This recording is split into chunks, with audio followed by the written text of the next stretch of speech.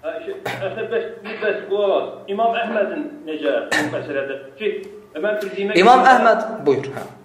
Mən bildiyimə görə ki, İmam Əhmədin ən güclü tələbəsi ki, yoxdur.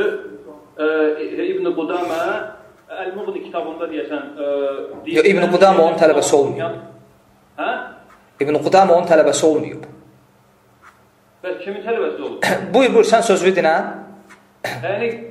Yəni inşallah İmam Əhmədin rəylərini istəyirəm. Çünki oğlu deyib, qardaş ki, oğlu deyib bunu inşallah, oğlu.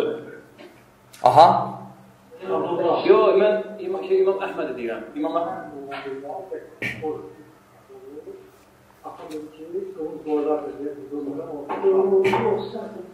Zəhmət olmasa, yəni elə yaxşı olardı ki, açıqlayasan elə İmam Əhmədin.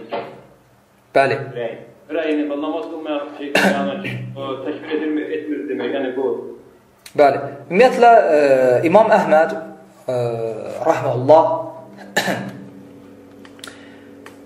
bu məsələdə İmam Əhməddən, yəni sırf namaz məsələsi, ümumiyyətlə İslamın 5 ruknu ki var, İslamın 5 ruknu.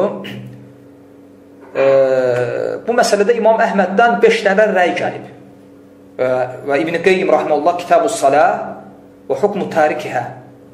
Bu kitabda o 5 dənə rəyi gətirir. Və sırf namaz məsələsinə qaldıqda isə İmam Əhməddən bu barədə 2 rəy gəlib. Bir rəydə İmam Əhməd namaz qılmayanı təkfir edib. Bu rəy də Usul-ü Sünnədə qeyd elədiyi rəydir.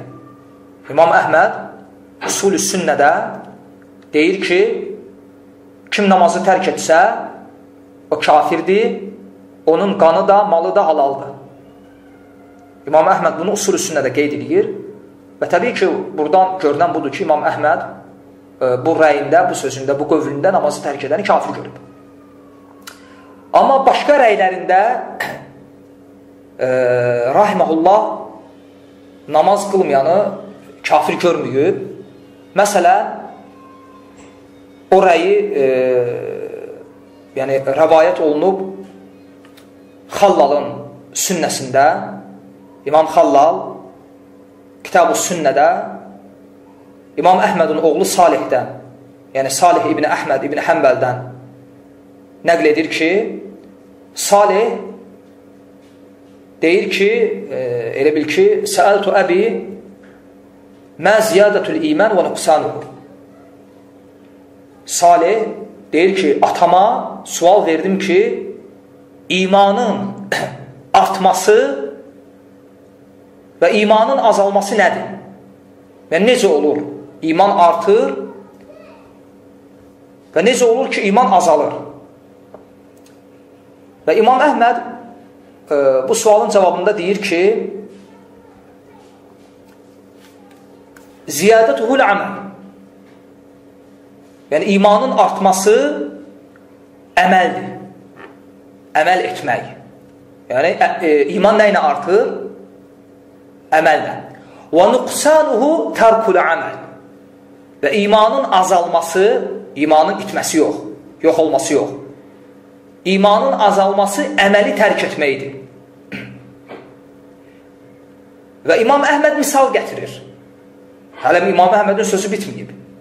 İmam Əhməd deyir ki, imanın artması, insanın, müsəlmanın əməl etməsi və nüqsanuhu tərkul əməl və imanın azalması isə əməli tərk etməkdir. Mislu, məsələn, tərkihis saləh və zəkəh və həc və ədəəl fəraid. Necə ki, müsəlmanın namazı, zəkatı, həcci və digər fərzləri tərk etməsi kimi. Və İmam Əhməd bu Xallalda, İmam Xallalın sünnəsində nəql olunan rəydir. Həmçinin başqa rəyi də var, o da məşhur məktubudur İmam Əhmədin. Elə bil ki, İmam Əhməd, hansı ki bunu Şeyxülislam İbn Teymiyyə rəhməhullah da Məcmu'ul Fətavada qeyd edib. Məcmu'ul Fətavada qeyd edib. O da İmam Əhmədin öz tələbəsi Musaddədə göndərdiyi məşhur məktubudur. İmam Əhməd öz tələbəsi Musaddədə göndərdiyi o məktubda orada qeyd edir ki, yəni İslamın elə bil ki, orada qeyd edir ki, iman qövldür və əməldir və iman artır və azalır və kişi ola bilsin ki, imandan çıxsın, İslama girsin, imandan çıxsın, İslama girsin. Yəni, möminlikdən düşüb, müsəlman dərəcəsinə düşsün və İmam Əhməd deyir ki, amma deyir, insanı İslamdan heç bir şey çıxarmaz. İnsanı İslamdan heç bir şey çıxarmaz. İnsanı İslamdan nə çıxalar? Deyir ki, Allah Azza və Cəllə şərik qoşması və Allahın fərz etdiklərindən bir şeyi inkar edərək rədd etməsi. Amma deyir, فَاِنْ تَرَكَهَا amma deyir, onları inkar etmədən, tənbəlliyindən və ya səhlənkarlığından